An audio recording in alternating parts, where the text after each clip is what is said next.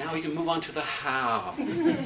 Not a whole lot about the how, because it gets a little bit too much buried into the minutia. But how did I go about it? In general, Oh Beautiful is the product of oral history combined with historical research. And for the oral history part of it, I interviewed several members of the extended family.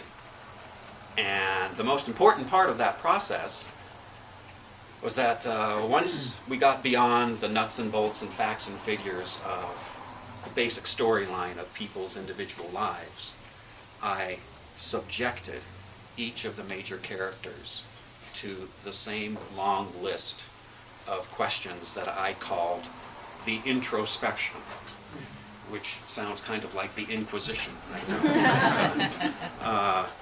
It was a very important part of the book, and there were 4 questions that were part of that introspection that were pretty key. One, when in your life did you face the greatest difficulty being true to yourself? 2, how did that change you or shape your beliefs? Or some individualistic dogs out there. 2 is how did that difficulty change you, shape your beliefs, or help you define who you are?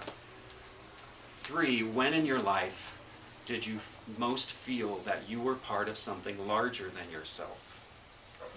And 4th and finally, was there any one person or group of people who influenced your thinking the most?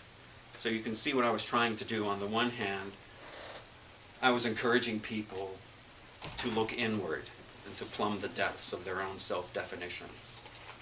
At the same time, I was pushing people to look outward and to identify the types of social movements or community niches in which they found themselves and the process of discovering their own individuality. Sort of as a good way to get at the ways that each of us strike that balance.